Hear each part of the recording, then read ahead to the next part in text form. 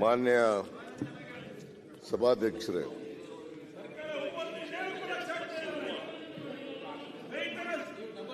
ವಾಲ್ಮೀಕಿ ಅಭಿವೃದ್ಧಿ ನಿಗಮದ ಆಗಿರ್ತಕ್ಕಂಥ ಅಕ್ರಮದ ಬಗ್ಗೆ ವಿರೋಧ ಪಕ್ಷದವರು ಒಂದು ನಿಲುವಳಿ ಸೂಚನೆಯನ್ನು ತಂದಿದ್ದಾರೆ. ಅದನ್ನು ತಾವು 69ಕ್ಕೆ ಕನ್ವರ್ಟ್ ಮಾಡಿದ್ದೀರಿ. ಅದರ ಬಗ್ಗೆ ದೀರ್ಘವಾದಂಥ ಚರ್ಚೆ ನಡೆದಿದೆ. ಆ ಚರ್ಚೆಗೆ ಉತ್ತರ ಕೊಡಬೇಕು ಸರ್ಕಾರ. ಅವರು ಏನೇನು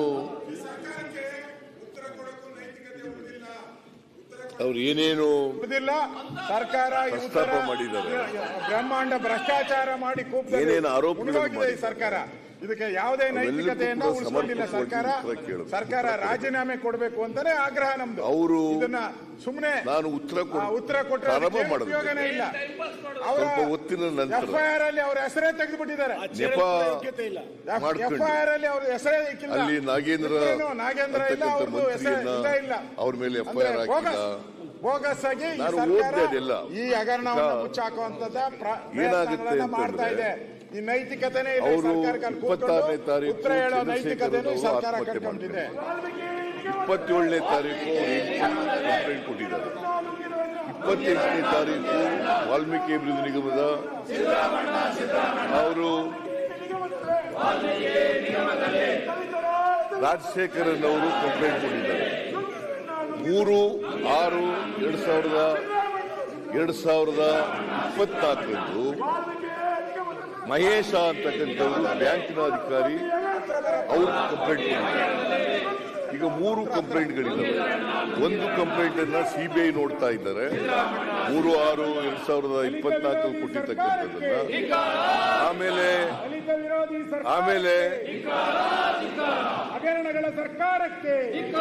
ನಮ್ಮ ಚಂದ್ರಶೇಖರ್ ಅವರ ಧರ್ಮಪತ್ನಿ ಅವ್ರು ಕೊಟ್ಟಿರ್ತಕ್ಕಂಥ ಕಂಪ್ಲೇಂಟ್ ಅನ್ನ, ಮತ್ತೆ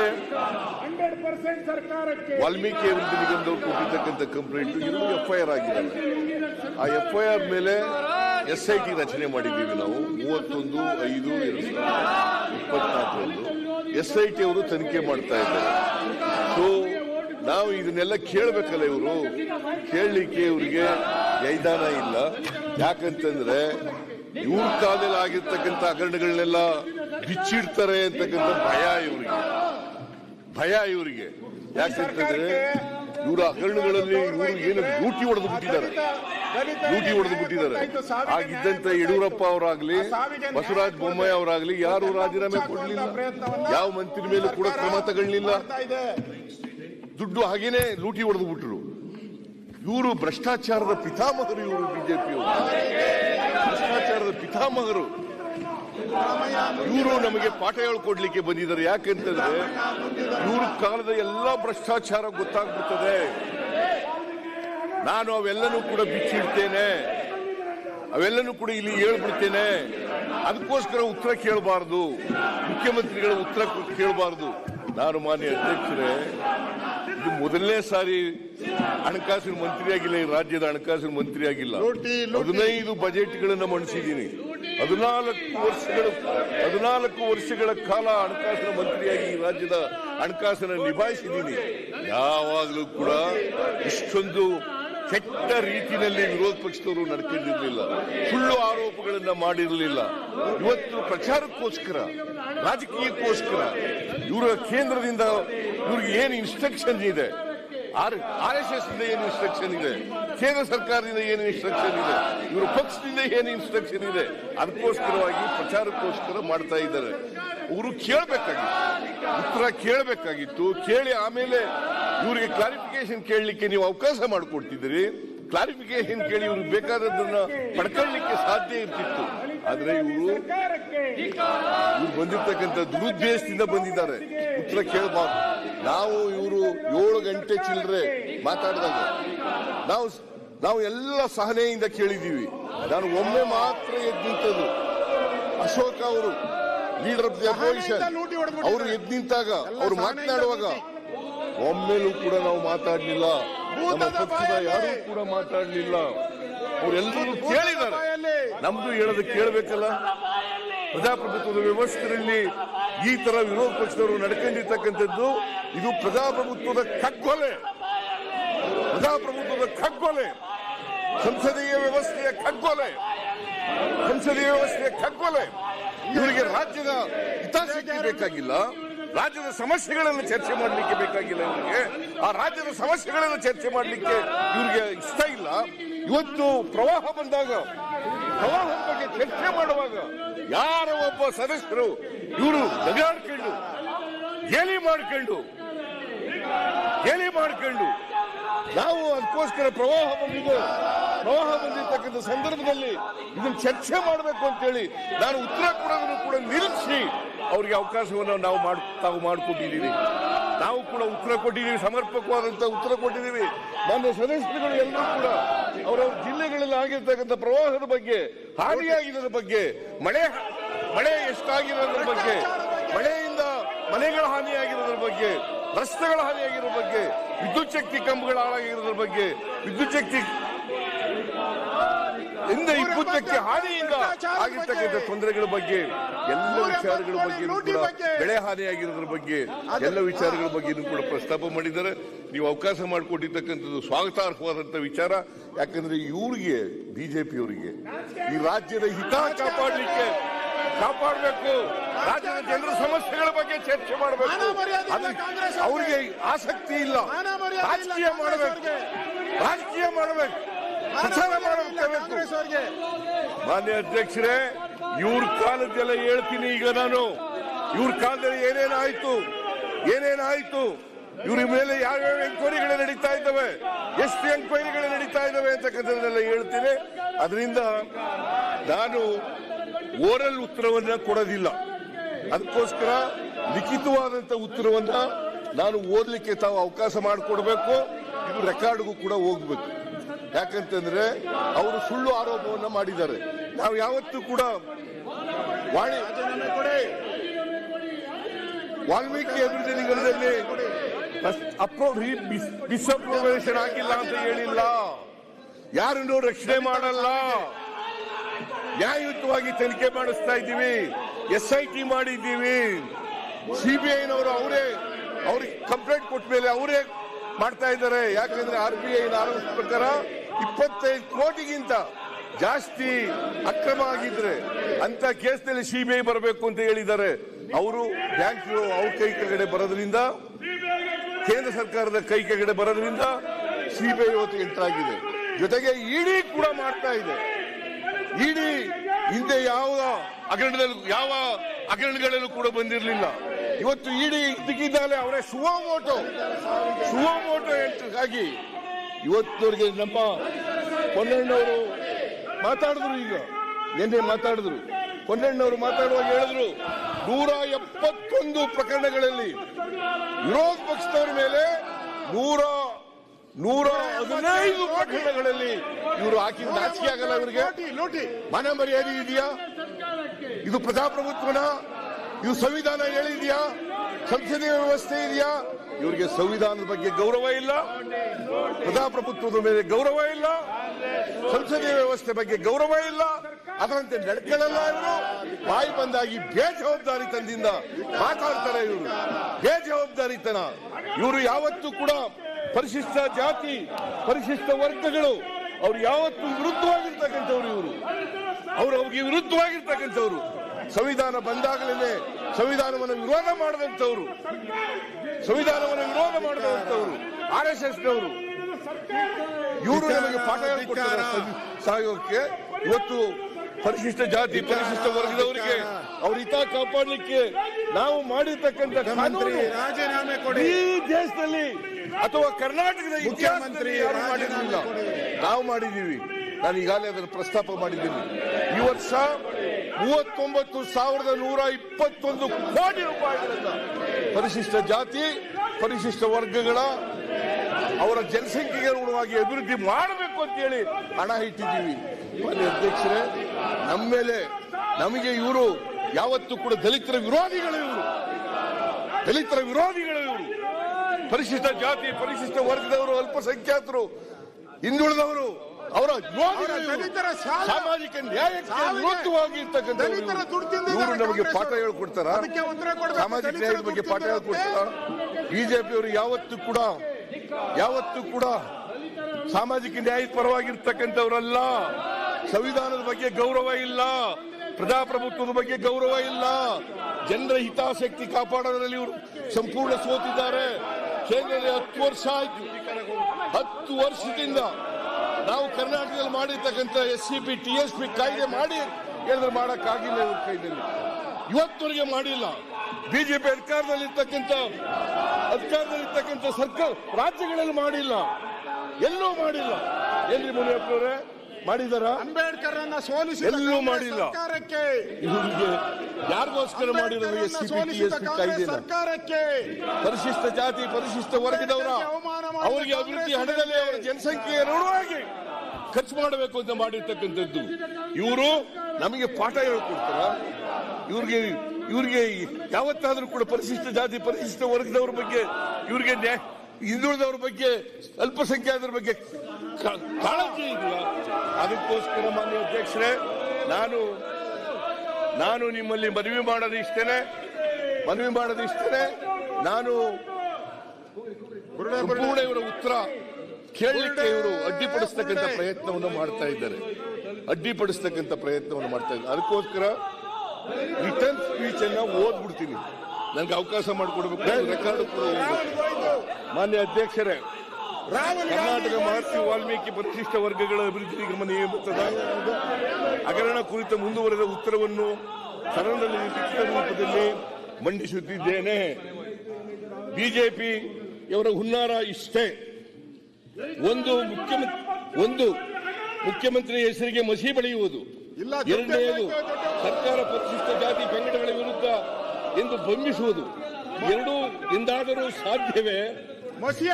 ಇಡೀ ಬಿಜೆಪಿಯ ನಾಯಕತ್ವ ಸಂವಿಧಾನ ಜಾರಿಗೆ ಬಂದ ದಿನದಿಂದಲೂ ಕೂಡ ದಮನಿತ ಸಮುದಾಯಗಳ ಪರಿಶಿಷ್ಟ ಜಾತಿ ಪರಿಶಿಷ್ಟ ಪಂಗಡಗಳ ವಿರುದ್ಧವಾಗಿದೆ, ಮಹಿಳೆಯರ ವಿರುದ್ಧವಾಗಿದೆ.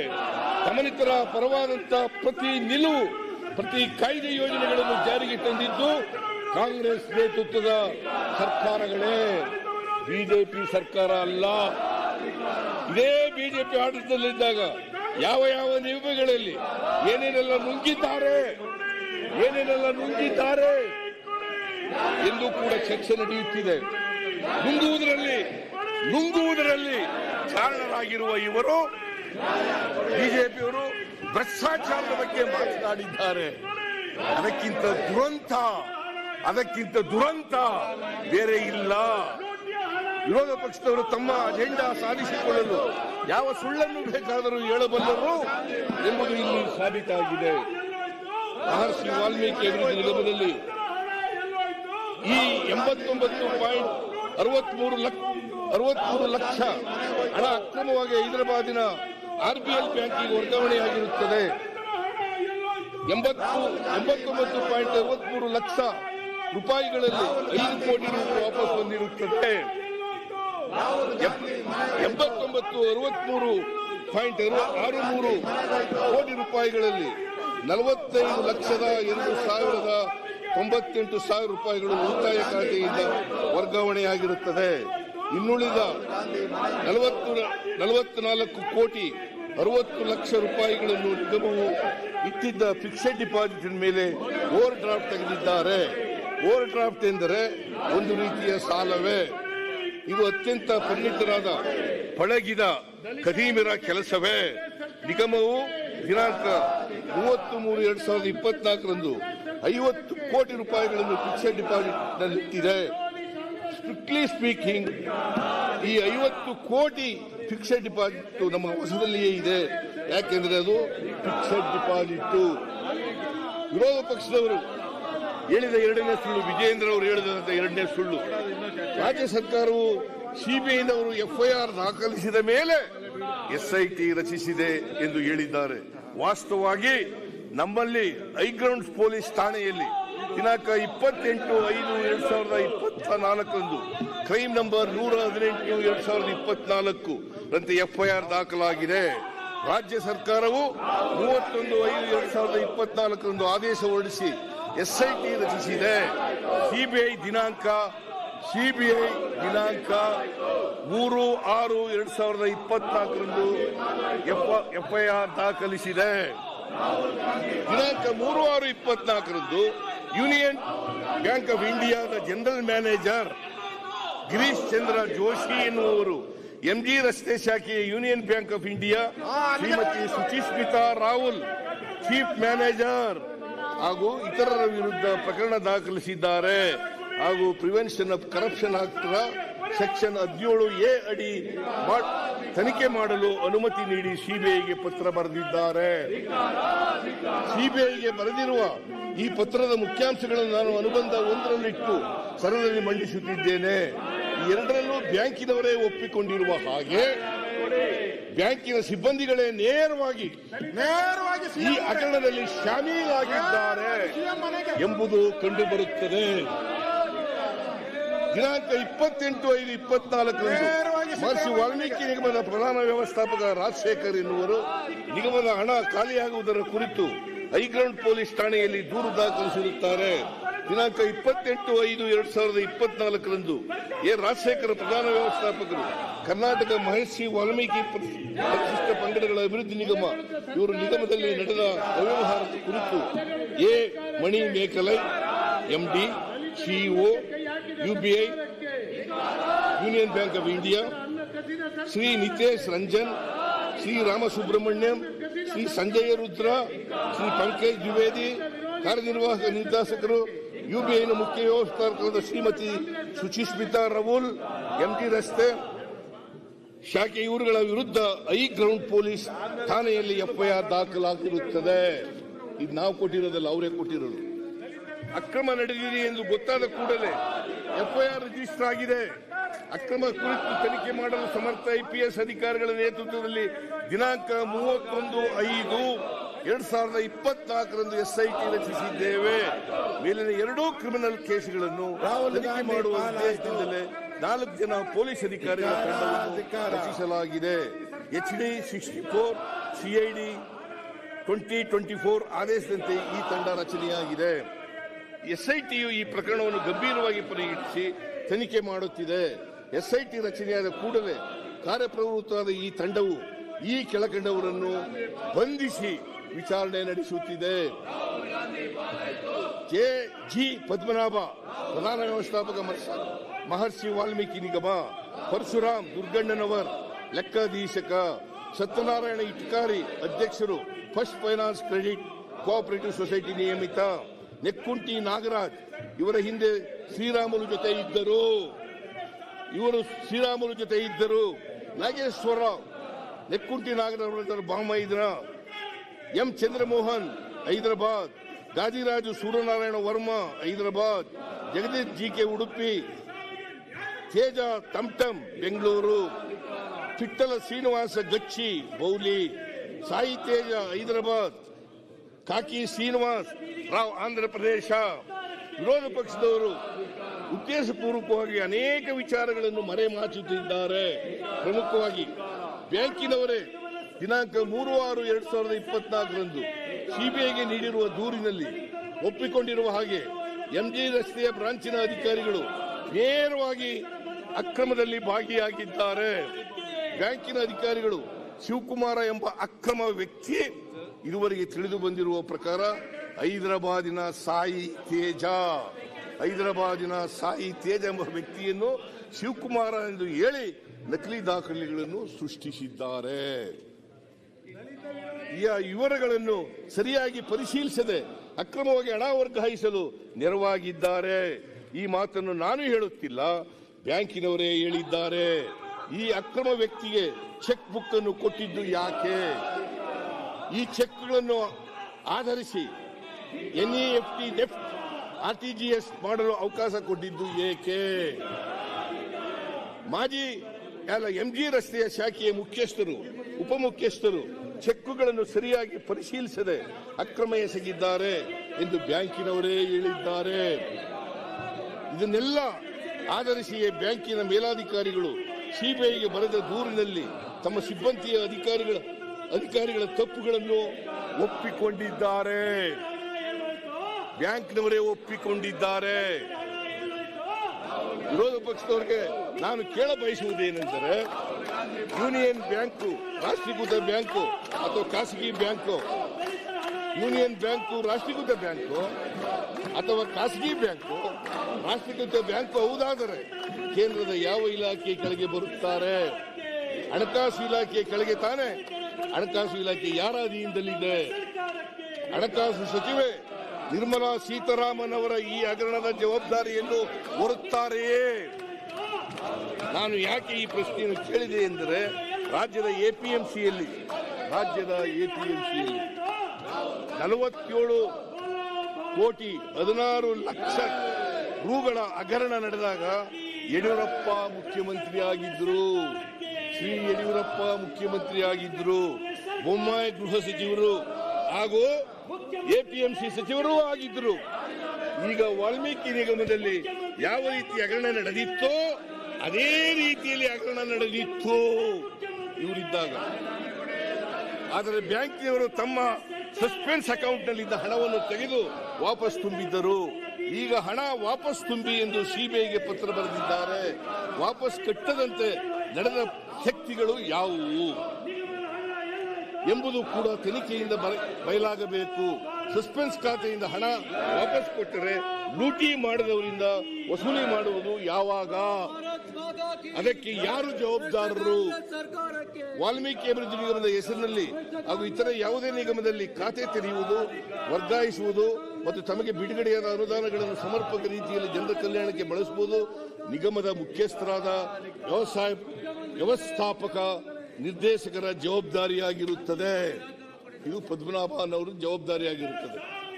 ದಿನಾಂಕ 26/2/2014 Union Bank of India MG ರಸ್ತೆ ಶಾಖೆಗೆ ನಿಗಮದ ವ್ಯವಸ್ಥಾಪಕ ನಿರ್ದೇಶಕರು ಒಂದು ಪತ್ರವನ್ನು ಸಲ್ಲಿಸಿರುತ್ತಾರೆ. ಈ ಪತ್ರದಲ್ಲಿ ಉಳಿತಾಯ ಖಾತೆಯನ್ನು ವ್ಯವಸ್ಥಾಪಕ ನಿರ್ದೇಶಕರು ಮತ್ತು ಲೆಕ್ಕಾಧಿಕಾರಿಯವರು ಜಂಟಿಯಾಗಿ ನಿರ್ವಹಿಸುತ್ತಾರೆ ಎಂದು ತಿಳಿಸಿದ್ದು, 2 ಮಾದರಿ ಸಹಿ, ಇತರ ಕೆವೈಸಿ ವಿವರಗಳು ಹಾಗೂ ದಾಖಲೆಗಳನ್ನು ಸಲ್ಲಿಸಿರುತ್ತಾರೆ. ದಿನಾಂಕ 4/3/2024 ವ್ಯವಸ್ಥಾಪಕ ನಿರ್ದೇಶಕರು ಮತ್ತು ಲೆಕ್ಕಾಧಿಕಾರಿಗಳು ಜಂಟಿಯಾಗಿ ಬ್ಯಾಂಕಿಗೆ ಪತ್ರವನ್ನು ನೀಡಿದಂತೆ ಅಕ್ರಮ ಪತ್ರ ನೀಡಲಾಗಿದೆ ಎಂಬುದು ಮೇಲ್ನೋಟಕ್ಕೆ ಕಂಡುಬರುತ್ತದೆ. ಈ ಉಳಿತಾಯ ಖಾತೆಗೆ ಸಂಬಂಧಪಟ್ಟಂತೆ ಎಲ್ಲಾ ರೀತಿಯ ವ್ಯವಹಾರಗಳನ್ನು, ಅಂದರೆ ಚೆಕ್ ಬುಕ್ ಪಡೆಯುವುದು, ಫಿಕ್ಸೆಡ್ ಡಿಪಾಸಿಟ್ ರಸೀದಿಯನ್ನು ಪಡೆಯುವುದು, ಓವರ್ ಡ್ರಾಫ್ಟ್ ದಾಖಲೆಗಳನ್ನು ಪಡೆಯುವುದು ಹಾಗೂ ನಿಗಮದ ಎಲ್ಲ ವ್ಯವಹಾರಗಳನ್ನು ಈ ಖಾತೆಯಲ್ಲಿ ನಿರ್ವಹಿಸಲು ನಕಲಿ ಪತ್ರವನ್ನು ಸೃಷ್ಟಿಸಿ ಅದರಲ್ಲಿ ನಿಗಮದಲ್ಲಿಯೇ ಇಲ್ಲದ ಶ್ರೀ ಶಿವಕುಮಾರ್ ಎಂಬ ಅಕ್ರಮ ವ್ಯಕ್ತಿಯನ್ನು ಸೃಷ್ಟಿಸಿ ಅವನನ್ನು ಕಿರಿಯ ಲೆಕ್ಕಾಧಿಕಾರಿ ಎಂದು ಹೇಳಿ ಆತನೇ ಇನ್ನು ಮುಂದಿನ ಅಧಿಕೃತ ಸಹಿದಾರ ಎಂದು ಅನಧಿಕೃತವಾಗಿ ಮಾಡಿ ಆತನ ವಶಕ್ಕೆ ಚೆಕ್ ಬುಕ್ ಅನ್ನು ನೀಡಬೇಕೆಂದು ತಿಳಿಸುವ ಪತ್ರವೊಂದನ್ನು ನೀಡಿ ಚೆಕ್ ಬುಕ್ ಅನ್ನು 4/3/2024 ಪಡೆದಿರುವುದಾಗಿ ತಿಳಿದು ಬಂದಿರುತ್ತದೆ. ಈ ಶಿವಕುಮಾರ್ ಎಂಬ ವ್ಯಕ್ತಿ ನಿಜವಾಗಿ ವಾಲ್ಮೀಕಿ ನಿಗಮದ ಸಿಬ್ಬಂದಿಯೇ ಎಂಬ ಬಗ್ಗೆ ಬ್ಯಾಂಕಿನ ಮ್ಯಾನೇಜರ್ ತಿಳಿದುಕೊಳ್ಳುವ ಪ್ರಯತ್ನವನ್ನೇ ಮಾಡಲಿಲ್ಲ. ನಿರ್ದೇಶಕರ ಮಂಡಳಿ ಸಭೆ ದಿನಾಂಕ 30/3/2024 ನಡೆಯುತ್ತಿದ್ದು ಬ್ಯಾಂಕಿಗೆ ತಿಳಿಸಲಾಗಿದೆ ಎಂಬಂತೆ ದಾಖಲೆಗಳನ್ನು ಸೃಷ್ಟಿಸಲಾಗಿದೆ. ಆದರೆ ಚುನಾವಣೆಯ ಕೋಡ್ ಆಫ್ ಕಾಂಡಕ್ಟ್ ಇರುವಾಗ ಯಾವ ಸಭೆ ನಡೆಯಲು ಹೇಗೆ ಸಾಧ್ಯ? ಚುನಾವಣಾ ಸಂದರ್ಭದಲ್ಲಿ ಇಷ್ಟು ದೊಡ್ಡ ಪ್ರಮಾಣದ ವ್ಯವಹಾರಗಳು ನಡೆಯುವಾಗ ಆದಾಯ ತೆರಿಗೆ ಇಲಾಖೆಯವರು ಬ್ಯಾಂಕನ್ನು ಕೇಳಲಿಲ್ಲವೇ? ಬ್ಯಾಂಕಿನವರು ಚುನಾವಣಾ ಆಯೋಗದ ಗಮನಕ್ಕೆ ತರಬೇಕಾಗಿತ್ತಲ್ಲ, ಯಾಕೆ ತರಲಿಲ್ಲ? ಬ್ಯಾಂಕಿನ ಮ್ಯಾನೇಜರ್ ಆದಿಯಾಗಿ ಅನೇಕ ಅಧಿಕಾರಿಗಳು, ಸಿಬ್ಬಂದಿಗಳು, ವಾಲ್ಮೀಕಿ ನಿಗಮದ ಅಧಿಕಾರಿ ಸಿಬ್ಬಂದಿ ಮತ್ತು ಹೊರಗಿನ ಖಾಸಗಿ ಫ್ರಾಡ್ ಮಾಡುವ ವ್ಯಕ್ತಿಗಳು ಸೇರಿ ಇದು ಮಾಡಿರುವ ಹುನ್ನಾರ ಎಂದು ವ್ಯಕ್ತವಾಗುತ್ತದೆ. ತನಿಖೆಯಿಂದ ಈ ಎಲ್ಲ ಅಂಶಗಳು ಬಯಲಾಗುತ್ತವೆ. ನಿಗಮದವರು ಹೊಸ ಖಾತೆ ತೆರೆಯಬೇಕಾದರೆ, ಖಾತೆ ವರ್ಗಾವಣೆ ಮಾಡಬೇಕಾದರೆ ಆರ್ಥಿಕ ಇಲಾಖೆ ಗಮನಕ್ಕೆ ತರಬೇಕು, ಅನುಮತಿ ಪಡೆದುಕೊಳ್ಳಬೇಕು. ಆದರೆ ಯಾವ ಕೆಲಸವನ್ನೂ ಮಾಡಿಲ್ಲ. ನೇರವಾಗಿ ಖಾತೆಯ ವಿವರವನ್ನು ಖಜಾನೆ 2ರಲ್ಲಿ ಅಪ್ಲೋಡ್ ಮಾಡಿದ್ದಾರೆ. ದಿನಾಂಕ 19/3/2024 ಡಿಡಿಒ ಕಚೇರಿ, ಅಂದರೆ ನಿರ್ದೇಶಕರು ಪರಿಶಿಷ್ಟ ಪಂಗಡಗಳ ಇಲಾಖೆ ವ್ಯವಸ್ಥಾಪಕರು ಹೊಸ ಬ್ಯಾಂಕ್ ಖಾತೆಯನ್ನು K2ನಲ್ಲಿ ಅಪ್ಲೋಡ್ ಮಾಡಿದ್ದಾರೆ. ಇದನ್ನು ಡಿಡಿಒರವರು ಪರಿಶಿಷ್ಟ ಪಂಗಡಗಳ ಇಲಾಖೆ ಅನುಮೋದಿಸಿದ್ದಾರೆ. ಡಿಡಿಒರವರು ಜವಾಬ್ದಾರಿ ಮತ್ತು ದಿನಾಂಕ 25/2/2024 43.33 ಕೋಟಿ ರೂಪಾಯಿಗಳನ್ನು ವಾಲ್ಮೀಕಿ ಅಭಿವೃದ್ಧಿ ನಿಗಮದ Union Bank of India MG ರಸ್ತೆಯ ಶಾಖೆಗೆ ಉಳಿತಾಯ ಖಾತೆಗೆ ವರ್ಗಾಯಿಸಲಾಗಿದೆ. ವರ್ಷದ ಕಡೆಯಲ್ಲಿ ಆಯವ್ಯಯದಲ್ಲಿ ಕಲ್ಪಿಸಿದ ಅನುದಾನವನ್ನು ಎಲ್ಲರಿಗೂ ಬಿಡುಗಡೆ ಮಾಡುವ ಹಾಗೆಯೇ ಈ ಖಾತೆಗೂ ಹಣ ಬಿಡುಗಡೆಯಾಗಿದೆ. ಯೂನಿಯನ್ ಬ್ಯಾಂಕ್ ಕೂಡ ರಾಷ್ಟ್ರೀಕೃತ ಬ್ಯಾಂಕ್ಗೆ ರಾಷ್ಟ್ರೀಕೃತ ಬ್ಯಾಂಕ್ನಲ್ಲಿ ಕಳ್ಳತನ ನಡೆದಿದೆ. ರಾಷ್ಟ್ರೀಕೃತ ಬ್ಯಾಂಕಿನಲ್ಲಿ ಕಳ್ಳತನ ನಡೆದಿದೆ. 2015-16ರಿಂದ 2024-25ರವರೆಗೆ ಪರಿಶಿಷ್ಟ ಜಾತಿ ಮತ್ತು ಪರಿಶಿಷ್ಟ ಪಂಗಡಗಳ ನಿಗಮಗಳಿಗೆ ಹಂಚಿಕೆಯಾದ ಅನುದಾನ ಮತ್ತು ವೆಚ್ಚದ ವಿವರ. ವರ್ಷ 2019-20 ಪ್ರಾರಂಭಿಕ ಶುಲ್ಕ 509 ಕೋಟಿ 22 ಲಕ್ಷ. ಹಂಚಿಕೆಯಾದಂಥ ಅನುದಾನ 206.34 ಲಕ್ಷ. ಬಿಡುಗಡೆಯಾದ ಮೊತ್ತ 206.34. ಖರ್ಚು 333. ಉಳಿಕೆ 382.05. ಸೌಲಭ್ಯ ಪಡೆದಿರುವ ಫಲಾನುಭವಿಗಳ ಸಂಖ್ಯೆ 13,811.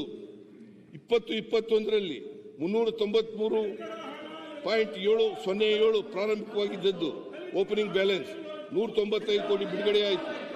152 ಕೋಟಿ ಬಿಡುಗಡೆಯಾದಂಥ ಮೊತ್ತ. ಖರ್ಚಾದದ್ದು 276 ಕೋಟಿ. ಉಳಿಕೆ 312 ಕೋಟಿ. 34,031 ಫಲಾನುಭವಿಗಳು. 21-22 314.96.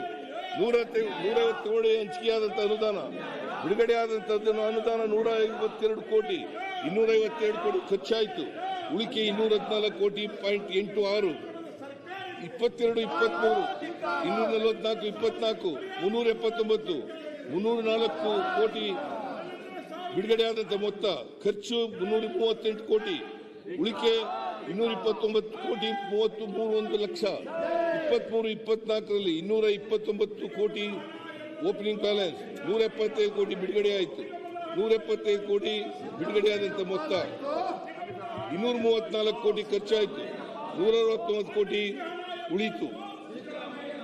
2024-25 169 ಕೋಟಿ ಓಪನಿಂಗ್ ಬ್ಯಾಲೆನ್ಸ್. 175 ಕೋಟಿ ಬಜೆಟ್ನಲ್ಲಿ ಹೇಳಿತ್ತು. ಬಿಡುಗಡೆಯಾದದ್ದು ಇನ್ನೂ ಮಾಡಿಲ್ಲ. ಈ ವರ್ಷ 24-25 169 ಕೋಟಿ. ಸೌಲಭ್ಯ ಪಡೆದಿರುವ ಫಲಾನುಭವಿಗಳು ಇನ್ನೂ ಆಗಿಲ್ಲ ಈ ವರ್ಷ. ಅಶೋಕ ಅವರು ವಿರೋಧ ಪಕ್ಷದ ನಾಯಕರು ನಿಗಮಕ್ಕೆ ಹಣ ಏಕೆ ಬಿಡುಗಡೆ ಮಾಡಿದ್ದು ಎಂದು ಕೇಳಿದ್ದಾರೆ. ಹಣ ವರ್ಷವೂ ಬಿಡುಗಡೆ ಆಗಲೇಬೇಕು, ಇಲ್ಲದಿದ್ದರೆ ಲ್ಯಾಪ್ಸ್ ಆಗುತ್ತದೆ. ವಿಚಾರ ಇರುವುದು ಹಣ ಯಾಕೆ ಬಿಡುಗಡೆ ಮಾಡಿದ್ದು ಎಂಬುದಲ್ಲ, ಬಿಡುಗಡೆ ಮಾಡಿದ ಹಣವನ್ನು ಹೇಗೆ ಬಳಕೆ ಮಾಡಲಾಗುತ್ತದೆ ಎಂಬುದು ಮುಖ್ಯ. ಬಿಡುಗಡೆ ಮಾಡಿದ ಹಣಕ್ಕೆ ನಾನು ಟ್ರಸ್ಟಿ ಎಂಬ ನೈತಿಕತೆ ಪ್ರತಿಯೊಬ್ಬರಿಗೂ ಇರಬೇಕಾಗುತ್ತದೆ. ಕಳ್ಳತನ ಮಾಡಿ ಎಂದು ನಾವು ಹಣ ಬಿಡುಗಡೆ ಮಾಡುತ್ತೇವಾ? ಆದರೆ ಕಳ್ಳತನ ಮಾಡಿದ್ದಾರೆ. ಕಳ್ಳತನ ಮಾಡಿದವರು ಯಾರೇ ಆಗಿದ್ದರು, ಕಳ್ಳತನ ಆಗಿದ್ದರು ಕಳ್ಳರನ್ನು ಈ ಸರ್ಕಾರವು ಸಹಿಸುವುದಿಲ್ಲ. ಕಳ್ಳರನ್ನು ಈ ಸರ್ಕಾರವು ಸಹಿಸುವುದಿಲ್ಲ.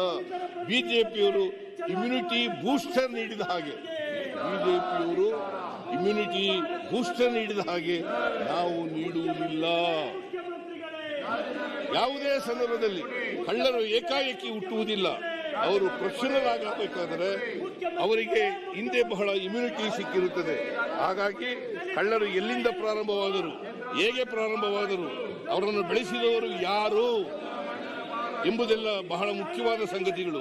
ಎಲ್ಲವನ್ನೂ ತನಿಖೆಯ ಸಂಸ್ಥೆ ಗಮನದಲ್ಲಿಟ್ಟುಕೊಂಡು ತನಿಖೆ ನಡೆಸಬೇಕಾಗಿರುತ್ತದೆ. ಈ ವಿಷಯದಲ್ಲಿ ಆರೋಪಿಗಳಾಗಿರುವ ನಿಗಮದ ಇಂದಿನ ವ್ಯವಸ್ಥಾಪಕ ನಿರ್ದೇಶಕ ಜೆ.ಜಿ. ಪದ್ಮನಾಭ್ 217ನೇ ಸಾಲಿನಲ್ಲಿ, ಇದು ಬಹಳ ಮುಖ್ಯ ಮಾನ್ಯ ಅಧ್ಯಕ್ಷರೇ, 217ನೇ ಸಾಲಿನಲ್ಲಿ ಡಾಕ್ಟರ್ ಬಿ.ಆರ್. ಅಂಬೇಡ್ಕರ್ ಅಭಿವೃದ್ಧಿ ನಿಗಮ ಬೆಂಗಳೂರು ನಗರ ಜಿಲ್ಲೆಯಲ್ಲಿ ಜಿಲ್ಲಾ ವ್ಯವಸ್ಥಾಪಕರಾಗಿರುವ ಸಂದರ್ಭದಲ್ಲಿ ಈ ವಾಲ್ಮೀಕಿ ನಿಗಮದಲ್ಲಿ ಮಾಡಿದ ಮಾದರಿಯಲ್ಲೇ 4.96 ಕೋಟಿಗೂ ಹೆಚ್ಚು ವ್ಯವಹಾರ ನಡೆಸಿದ್ದ ಆರೋಪದ ಮೇಲೆ ಅಮಾನತ್ತಾಗಿ ಇಲಾಖೆ ವಿಚಾರಣೆ ಪ್ರಾರಂಭಿಸಲಾಗಿತ್ತು.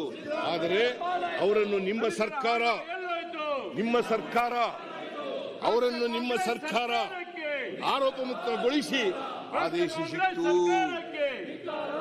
ಆಗಿದ್ದರೆ ಈ ಪದ್ಮನಾಭನನ್ನು ಆರೋಪ ಮುಕ್ತಗೊಳಿಸಿದಾಗ ಅಧಿಕಾರದಲ್ಲಿ ಬಿಜೆಪಿ ಸರ್ಕಾರವೇ ಇತ್ತು. ಹಾಗಾಗಿ ಆರೋಪ ಮುಕ್ತಗೊಳಿಸಿ ಅವರಿಗೆ ಇನ್ನೂ ದೊಡ್ಡ ದರೋಡೆ ಮಾಡಲು ಇಮ್ಯುನಿಟಿಯನ್ನು ಒದಗಿಸಿಕೊಟ್ಟಿದ್ದು ಬಿಜೆಪಿ ಸರ್ಕಾರವೇ ಅಲ್ಲವೇ? ಬಿಜೆಪಿ ಸರ್ಕಾರ ಅಲ್ವಾ? ಬಿಜೆಪಿ ಸರ್ಕಾರದ ಅಧೀನದಲ್ಲಿ ಕೆಲಸ ಮಾಡುತ್ತಿದ್ದ ಅಧಿಕಾರಿಗಳು ಪ್ರಕರಣವನ್ನು ಸರಿಯಾಗಿ ನಿಭಾಯಿಸಿದ್ದರೆ ಆತ ಆರೋಪ ಮುಕ್ತನಾಗುತ್ತಿದ್ದನೆ. ಸರಿಯಾಗಿ ಅವರಿಗೆ ಶಿಕ್ಷೆ ಮಾಡಿದ್ರೆ ಇವತ್ತು ಈ ಹಗರಣ ನಡೀತಾ ಇರಲಿಲ್ಲ, ಈ ಅಕ್ರಮ ನಡೀತಾ ಇರಲಿಲ್ಲ. ಪದ್ಮನಾಭನಿಗೆ ಆಗಲೇ ಇವರು ಕ್ಲೀನ್ ಚಿಟ್ ಕೊಡದೆ ಹೋಗಿದ್ರೆ ಈ ಪರಿಸ್ಥಿತಿ ನಿರ್ಭಯ ಆಗ್ತಿರ್ಲಿಲ್ಲ. ಪರಿಶಿಷ್ಟ ಜಾತಿ ಪಂಗಡಗಳ ಹಿಂದುಳಿದವರ, ರೈತರ, ಕಾರ್ಮಿಕರ, ರೈತರ, ಮಹಿಳೆಯರ ಏಳಿಗೆಗೆ ಅವರ ಬದುಕು ಸುಧಾರಿಸುವುದಕ್ಕಾಗಿ ನಮ್ಮ ಸರ್ಕಾರ ಯಾವುದೇ ತ್ಯಾಗಕ್ಕೂ ಸಿದ್ಧ. ಈ ವರ್ಗಗಳ ಕಲ್ಯಾಣಕ್ಕಾಗಿ ಮೀಸಲಿಟ್ಟ 1 ರೂಪಾಯಿಯನ್ನು, ಈ ವರ್ಗಗಳಿಗೆ ಮೀಸಲಿಟ್ಟ 1 ರೂಪಾಯಿಯನ್ನು ಕದಿಯಲು ಬಿಡುವುದಿಲ್ಲ. It is our commitment. ದುರುಪಯೋಗವಾಗಲು ಬಿಡುವುದಿಲ್ಲ. ಬಿಜೆಪಿ ಸರ್ಕಾರದ ಅವಧಿಯಲ್ಲಿ ಅಸಂಖ್ಯಾತ ಹಗರಣಗಳು ನಡೆದಿವೆ. ಕೆಲವು ಮುಖ್ಯ ಹಗರಣಗಳ ಮಾಹಿತಿಯನ್ನು ಸದನದಲ್ಲಿ ಅನುಬಂಧ 2ರಲ್ಲಿಟ್ಟು ಮಂಡಿಸುತ್ತಿದ್ದೇನೆ.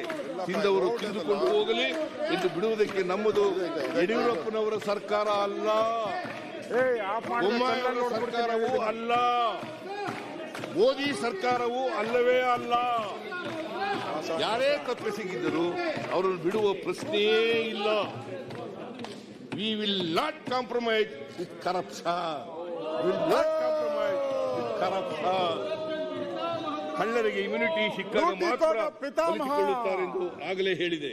ಇಂದಿನ 2 ಮುಖ್ಯಮಂತ್ರಿಗಳ ಕಾಲದಲ್ಲಿ ಈ ಕಳ್ಳರನ್ನು ಮಟ್ಟ ಹಾಕಿದರೆ ಅಥವಾ ಮೋದಿ ಸರ್ಕಾರದ ಕದೀಮ ಬ್ಯಾಂಕ್ ಮ್ಯಾನೇಜರ್ಗಳನ್ನು ಮಟ್ಟ ಹಾಕಿದರೆ ಇಂದು ದೇಶದಲ್ಲಿ ಈ ರೀತಿಯ ಪ್ರಕರಣಗಳು ನಡೆಯುತ್ತಿದ್ದಾವೆ. ದೇಶದ ಎಷ್ಟೊಂದು ಬ್ಯಾಂಕ್ಗಳಲ್ಲಿ ಈ ರೀತಿಯ ಪ್ರಕರಣಗಳು ನಡೆದಿವೆ ಎಂಬ ಮಾಹಿತಿಯನ್ನು RBI ಪ್ರಕಟಿಸಬೇಕು. ಆಗ ಸತ್ಯಾಂಶ ಹೊರಬರುತ್ತದೆ. ಕರ್ನಾಟಕದಲ್ಲಿ ಕಳೆದ 5-6 ವರ್ಷಗಳಲ್ಲಿ ಅನೇಕ ಬ್ಯಾಂಕುಗಳಲ್ಲಿ ಫ್ರಾಡ್ಗಳು ನಡೆದಿದ್ದಾವೆ. ರಾಷ್ಟ್ರೀಕೃತ ಬ್ಯಾಂಕ್ಗಳು ಯಾರ ಅಧೀನದಲ್ಲಿದ್ದಾವೆ? ಈ ಕದೀಮ ಮ್ಯಾನೇಜರ್ಗಳು ಯಾರ ಅಧೀನದಲ್ಲಿದ್ದಾರೆ? ಕೇಂದ್ರದ ಹಣಕಾಸು ಸಚಿವರ ಅಧೀನದಲ್ಲಿದ್ದಾರೆ ತಾನೆ? ಅಂತಿಮವಾಗಿ ಮೋದಿಯವರ ಅಧೀನದಲ್ಲಿದ್ದಾರೆ ತಾನೆ? ನಮ್ಮ ಜನರ ದುಡ್ಡನ್ನು ಹೇಗೆಂದರೆ ಹಾಗೆ ಲೂಟಿ ಮಾಡುವುದಕ್ಕ ಈ ಬ್ಯಾಂಕ್ಗಳು ಇರುವುದು. ನಮ್ಮ ದುಡ್ಡನ್ನ ಲೂಟಿ ಮಾಡಕ ಇರೋದು ಈ ಬ್ಯಾಂಕ್ಗಳು. ಇದೇ ವಾಲ್ಮೀಕಿ ಅಭಿವೃದ್ಧಿ ನಿಗಮದಲ್ಲಿ ಹಿಂದೆಯೂ ಹಗರಣಗಳಾಗಿವೆ. ಈ ಹಗರಣಗಳನ್ನು ಹೊರತರುವ ಕೆಲಸವನ್ನು ನಾವು ಮಾಡುತ್ತೇವೆ. ವಿವಿಧ ಆರೋಪಿಗಳಿಂದ 34.25 ಕೋಟಿ ಹಣ ವಸೂಲು ಮಾಡಲಾಗಿದೆ. ಇದುವರೆಗೆ ಸರ್ಕಾರವು 85,25,7,698 ರು ಹಣವನ್ನು ವಿವಿಧ ಹಂತಗಳಲ್ಲಿ ತನ್ನ ವಶಕ್ಕೆ ಪಡೆದಿದೆ. ಉಳಿದಿದ್ದನ್ನು ವಶಕ್ಕೆ ಪಡೆಯುವ ಕೆಲಸ ಮಾಡುತ್ತಿದೆ. ಈ ವಿವರವನ್ನು ಅನುಬಂಧ 2ರಲ್ಲಿಟ್ಟು ಮಂಡಿಸುತ್ತಿದ್ದೇನೆ.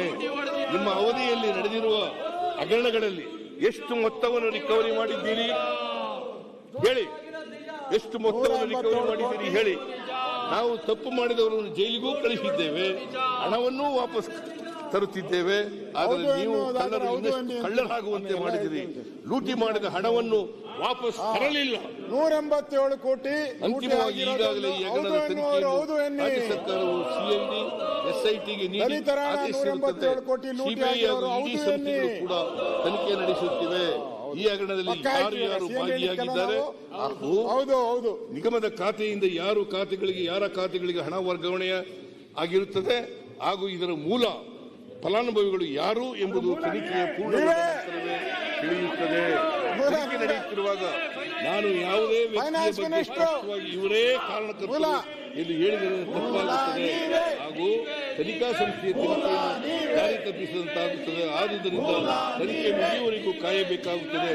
ತದನಂತರ ತನಿಖೆಯ ಫಲಿತಾಂಶದ ಆಧಾರದ ಮೇಲೆ ತಪ್ಪಿತಸ್ಥರ ವಿರುದ್ಧ ಕ್ರಮ ತೆಗೆದುಕೊಳ್ಳುವ ಹಾಗೂ ನಿಗಮಕ್ಕೆ ಹಣ ವಾಪಸ್ ಪಡೆಯುವ ಕೆಲಸ ಮಾಡಬೇಕಾಗುತ್ತದೆ. ರಾಜ್ಯ ಸರ್ಕಾರವು ವಾಲ್ಮೀಕಿ ನಿಗಮದ ವ್ಯವಸ್ಥಾಪಕ ನಿರ್ದೇಶಕರಾದ JG ಪದ್ಮನಾಭ ಹಾಗೂ ಲೆಕ್ಕಾಧೀಶಕ ಪರಶುರಾಮ್ ದುರ್ಗಣ್ಣನವರ್ ಇವರನ್ನು ಅಮಾನತು ಮಾಡಿದೆ. SIT ಇವು ಬಂಧಿಸಿ ಜೈಲಿಗೆ ಅಟ್ಟಿದೆ. ಇಲಾಖೆಯ ಸಚಿವರಾಗಿದ್ದ ನಾಗೇಂದ್ರ ಅವರು ರಾಜೀನಾಮೆ ನೀಡಿದ್ದಾರೆ. ಆದರೆ EDಯು ಬಂಧಿಸಿದೆ. ಹಾಗೆಯೇ ಬ್ಯಾಂಕಿನ ಸಿಬ್ಬಂದಿಗಳನ್ನು ಸಹ SIT ಅವರೇ ಅರೆಸ್ಟ್ ಮಾಡಿ ಜೈಲಿಗೆ ಅಟ್ಟಿದ್ದಾರೆ. ಈ ಹಗರಣದಲ್ಲಿ ಹಣಕಾಸು ಇಲಾಖೆ ಯಾವುದೇ ಪಾತ್ರ ಇರುವುದಿಲ್ಲ. ಹಣಕಾಸು ಇಲಾಖೆಯ ಆದೇಶದಂತೆ ಆಯವ್ಯಯದಲ್ಲಿ ತಿಳಿಸಿದಂತೆ ಪರಿಶಿಷ್ಟ ಪಂಗಡ ಕಲ್ಯಾಣ ಇಲಾಖೆಯ ನಿಗಮಕ್ಕೆ 4 ಕಂತುಗಳಲ್ಲಿ ಅನುದಾನ ಬಿಡುಗಡೆ ಮಾಡಿರುತ್ತದೆ. ಆಡಳಿತ ಇಲಾಖೆ ಆದೇಶದ ನಂತರ ಸಂಬಂಧಪಟ್ಟ DDO, drawing and dispersing officer, ನಿರ್ದೇಶಕರು, ಪರಿಶಿಷ್ಟ ಪಂಗಡಗಳ ಕಲ್ಯಾಣ ಇಲಾಖೆ ಇವರು ನಿಗಮದ ವ್ಯವಸ್ಥಾಪಕ ನಿರ್ದೇಶಕರ ಕೋರಿಕೆಯಂತೆ ಖಜಾನೆಯಿಂದ ಹಣ ಸೆಳೆದು ನಿಗಮದ ಖಾತೆಗೆ ಜಮಾ ಮಾಡಿರುತ್ತಾರೆ. ಇದು ಇಲಾಖೆಯಲ್ಲಿ ಪ್ರತಿ ಕಂತಿನ ಹಣವನ್ನು ಸೆಳೆಯಲು ಇರುವಂತಹ ವಿಧಾನ, ಪ್ರೊಸೀಜರ್. ಮಾನ್ಯ ವಿರೋಧ ಪಕ್ಷದ ನಾಯಕರು ಎನ್ಟಿಟಿ ಮಾಡ್ಯೂಲ್ ಬಗ್ಗೆ ಪ್ರಸ್ತಾಪಿಸಿದ್ದಾರೆ. ಆದ್ದರಿಂದ ಎಲ್ಲ ಬ್ಯಾಂಕ್ ಖಾತೆಗಳಲ್ಲಿ ನಡೆಯುವ ಟ್ರಾನ್ಸಾಕ್ಷನ್ ಆರ್ಥಿಕ ಇಲಾಖೆಗೆ ತಿಳಿಯುವುದರಿಂದ ಈ ಹಗರಣದ ಬಗ್ಗೆ ಮಾಹಿತಿ ಇದ್ದರೂ ಆರ್ಥಿಕ ಇಲಾಖೆ ಏನೂ ಮಾಡಿರುವುದಿಲ್ಲವೆಂದು ಆರೋಪಿಸಿದ್ದಾರೆ. ಆದರೆ ಎನ್ಟಿಟಿ ಮಾಡ್ಯೂಲ್ ಅನ್ನು 2022ರಲ್ಲಿ ಜಾರಿ ಮಾಡಲಾಗಿದೆ. ಇದರಲ್ಲಿ ದಾಖಲಾಗಿರುವ ಎಲ್ಲ ಬ್ಯಾಂಕ್ ಖಾತೆಗಳಲ್ಲಿ ಆಯಾತಿನ ಎಷ್ಟು ಬ್ಯಾಲೆನ್ಸ್ ಇದೆ ಎಂದು ಮಾಹಿತಿ ಖಜಾನೆಗೆ ಲಭ್ಯವಾಗುತ್ತದೆ. ಈ ಮಾಹಿತಿಯನ್ನು ಖಜಾನೆಯಿಂದ ಹಣ ಬಿಡುಗಡೆಗೊಳಿಸಲು ಓಪನಿಂಗ್ ಬ್ಯಾಲೆನ್ಸ್ ನಿರ್ದಿಷ್ಟಪಡಿಸಲು ನೆರವಾಗುತ್ತದೆ. ಆದರೆ ಆಧಾರದ ಮೇಲೆ ಹೊಸದಾಗಿ ಹಣ ಬಿಡುಗಡೆಗೊಳಿಸಲು ನಿರ್ಧಾರ ಮಾಡಲಾಗುವುದು. ಯಾವುದೇ ಖಾತೆಯಲ್ಲಿರುವ ಪ್ರತಿದಿನದ ವಹಿವಾಟಿನ ಮಾಹಿತಿ ಬ್ಯಾಂಕ್ಗಳಿಂದ ಆರ್ಥಿಕ ಇಲಾಖೆಗೆ ಲಭ್ಯವಾಗುವುದಿಲ್ಲ. ವಿರೋಧ ಪಕ್ಷದವರು ನಿಗಮದಲ್ಲಿ ನಡೆದಿರುವ ಹಗರಣ ಕುರಿತು ಮಾತನಾಡುವಾಗ ಮುಖ್ಯಮಂತ್ರಿಗಳನ್ನು ಆರ್ಥಿಕ ಇಲಾಖೆಯನ್ನು ಗುರಿ ಮಾಡುತ್ತಿದ್ದಾರೆ. ಆದರೆ ರಾಜ್ಯದಲ್ಲಿ ಹಗರಣಗಳ ಸರಮಾಲೆಯನ್ನೇ ನಡೆಸಿರುವ union bank, syndicate bank, Punjab national bank, state bank of Mysuru ಹಾಗೂ ಇನ್ನಿತರ ಬ್ಯಾಂಕ್ಗಳು ಯಾರ ಅಧೀನದಲ್ಲಿ ಬರುತ್ತವೆ? ವಿರೋಧ ಪಕ್ಷದವರಿಗೆ ಅರ್ಥವಾಗದಿದ್ದರೆ ಬಿಡಿಸಿ ಹೇಳುತ್ತಿದೆ. ಇವೆಲ್ಲವೂ ರಾಷ್ಟ್ರೀಕೃತ ಬ್ಯಾಂಕುಗಳು ಕೇಂದ್ರ ಸರ್ಕಾರದ ಹಣಕಾಸು ಇಲಾಖೆಯ ಅಧೀನದಲ್ಲಿ ಬರುತ್ತವೆ. ಕೇಂದ್ರ ಸರ್ಕಾರದ ಹಣಕಾಸು ಇಲಾಖೆಯ ಶ್ರೀಮತಿ ನಿರ್ಮಲಾ ಸೀತಾರಾಮನ್ ಅವರ ಅಧೀನದಲ್ಲಿ ಬರುತ್ತವೆ. ಶ್ರೀಮತಿ ನಿರ್ಮಲಾ ಸೀತಾರಾಮನ್ ಅವರು ಹಣಕಾಸು ಸಚಿವರಾಗಿದ್ದಾರೆ. ದೇಶದಲ್ಲಿ ಹೆಚ್ಚು ಬ್ಯಾಂಕಿಂಗ್ ಹಗರಣಗಳು ಪ್ರಾರಂಭವಾಗಿದ್ದೇ ಕಳೆದ 6-7 ವರ್ಷಗಳಿಂದ ಈ ಹಗರಣಗಳು ಬ್ಯಾಂಕ್ಗಳಲ್ಲಿ ಆದದ್ದೇ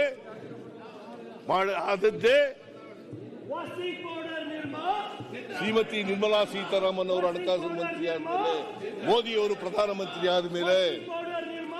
ಉದಾಹರಣೆಗೆ ಗುರು ರಾಘವೇಂದ್ರ ಕೋಆಪರೇಟಿವ್ ಬ್ಯಾಂಕ್ನಲ್ಲಿ ಆಗಿರುವ ಬೃಹತ್ ಹಗರಣದ ಕುರಿತು ಯಾಕೆ ಕೇಂದ್ರ ಸರ್ಕಾರ ಯಾವುದೇ ಕ್ರಮ ವಹಿಸದೆ ಸುಮ್ಮನಿದೆ? ಬಡ ಠೇವಣಿದಾರರ ಸಾವಿರಾರು ಕೋಟಿ ಹಣವನ್ನು ದೋಚಿಕೊಂಡಿದ್ದರೂ ಕೂಡ ಐಟಿ, ಇಡಿ, ಸಿಬಿಐ ರವರು ಏನು ಮಾಡುತ್ತಿದ್ದರು? ಅದರಲ್ಲಿ ಎಷ್ಟು ಹಣ ರಿಕವರಿ ಮಾಡಿ ಬಡ ಠೇವಣಿದಾರರಿಗೆ ಮರುಕಳಿಸಲಾಗಿದೆ? ಬ್ಯಾಂಕಿನ ಆಡಳಿತ ಮಂಡಳಿಯಲ್ಲಿದ್ದ ಬಲಿಷ್ಠ ರಾಜಕಾರಣಿಗಳಿಗೆ ಯಾವ ಶಿಕ್ಷೆ ಆಯಿತು? ಜಯನಗರ, ಬಸವನಗುಡಿಯ ಜನ ಮನೆಗಳಲ್ಲಿ, ಬೀದಿಗಳಲ್ಲಿ ಹಗರಣದಲ್ಲಿ ಭಾಗವಹಿಸಿದ್ದವರು ವಿಧಾನಸೌಧ, ಪಾರ್ಲಿಮೆಂಟ್ಗೂ ಹೋಗಿದ್ದಾರೆ ಎಂಬ ಮಾತಾಡುತ್ತಿದ್ದಾರೆ. ಕೇಂದ್ರ ಸರ್ಕಾರದ ಸೆಲೆಕ್ಟಿವ್ ಅಪ್ರೋಚ್ನಿಂದಾಗಿ ಹಗರಣಗಳು ಹೆಚ್ಚಾಗುತ್ತಿವೆ ಹೊರತು ಕಡಿಮೆಯಾಗುತ್ತಿಲ್ಲ. ವಿರೋಧ ಪಕ್ಷಗಳ ಮುಖಂಡರ ಮೇಲೆ ಹಗರಣಗಳ ಆರೋಪಗಳಿದ್ದರೆ ಅವರನ್ನು ಬಿಜೆಪಿಗೆ ಸೇರಿಸಿಕೊಂಡು ನಂತರವೇ ಯಾರು ವಿರೋಧ ಪಕ್ಷದವ್ರ ಮೇಲೆ ಕೇಸ್ ಹಾಕೋದು, ಸುಳ್ಳು ಕೇಸ್ಗಳು, ಅವರು ಪಾಪ ಎದುರ್ಕೊಂಡು ಇವರಿಗೆ ಬಿಜೆಪಿಗೆ ಸೇರ್ಕೋಬೇಕು, ಆಗ ಮುಚ್ಚಾಕ್ಬಿಡೋದು.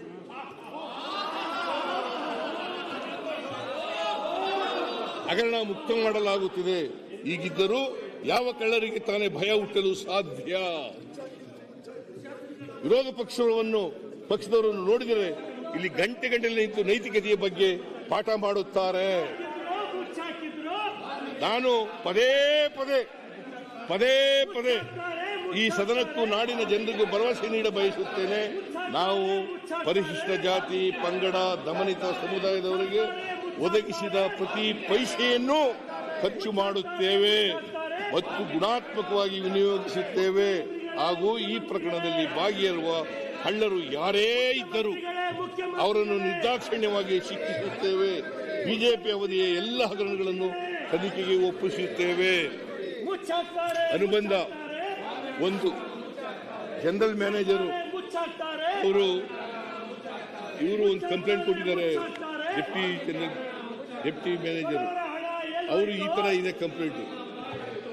Karnataka Maharshi Valmiki scheduled tribes development corporation limited was maintaining an account number so and so in the name of MD Valmiki Abhiruddhi Nigama with the MG Road branch RO Bengaluru East. In this regard, it is observed that Mrs. Suchishmita Rao, as a branch head of the MG Road branch, failed to verify the genuineness of the signatures of the signatories while accepting requests for modification of email ID and mobile number of signatories in the account of Valmiki Abhiruddhi Nigama.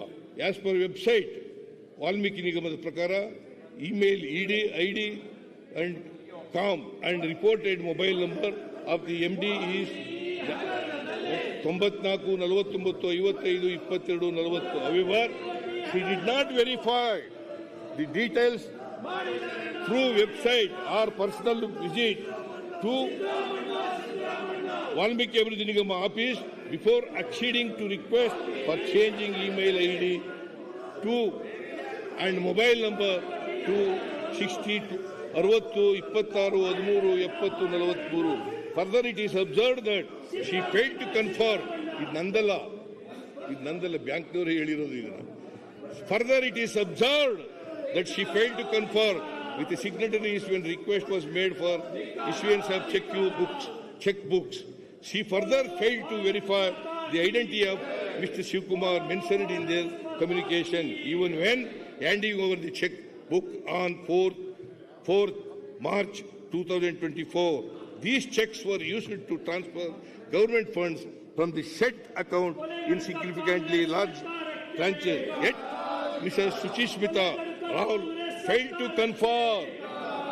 confirm the genuineness of the transactions from the authorized signatories. Further, while sanctioning SOD secured overdraft limit of rupees 45 crores against fixed deposit to the same customer, she failed to obtain the article of association and memorandum of association of the said corporation and did not verify the power of the competent authority of the corporation to avail the SOD facility against fixed deposit. Further, she failed to obtain signatures of the authorized signatories in her presence as they later complained and denied having issued any request for sanction of SOD against deposits and denied having executed any loan documents. Due to her above acts of gross negligence, a total of rupees 89 crores 63 lakh was fraudulently transferred from the account of Valmiki Abhiruddhi Nigama. Moreover, the funds were transferred to multiple concerns, all of which maintained accounts with RBL Bank and had sequential account number. Furthermore, majority of the beneficiaries were engaged in IT-related activities which are not related to the nature of activity undertaken by Valmiki Abhiruddhi Nigama, by which Suchishmita Rao failed to notice. Chief manager ಪತ್ರದಲ್ಲಿ ಉಲ್ಲೇಖಿಸಿರುವ ಅಂಶಗಳು ಕೆಳಗಂತಿವೆ. Chief manager Karnataka Maharshi Valmiki scheduled tribes development corporation limited was maintaining a account number so and so in the name of Valmiki Abhiruddhi Nigama with the MG Road RO Bengaluru East. In this regard, it is observed that Mrs. Deepa, deputy manager, Suchishmita is a chief manager. Deepa Annaru, deputy manager, as deputy branch head of the railroad, failed to verify the genuineness of the signatures of the signatories while accepting request for modification of email ID, mobile number of signatories in the account of Valmiki Abhiruddhi Nigama. Further, she posted full RTGS transactions, transferred funds from the account of Valmiki Abhiruddhi Nigama in favor of various beneficiaries.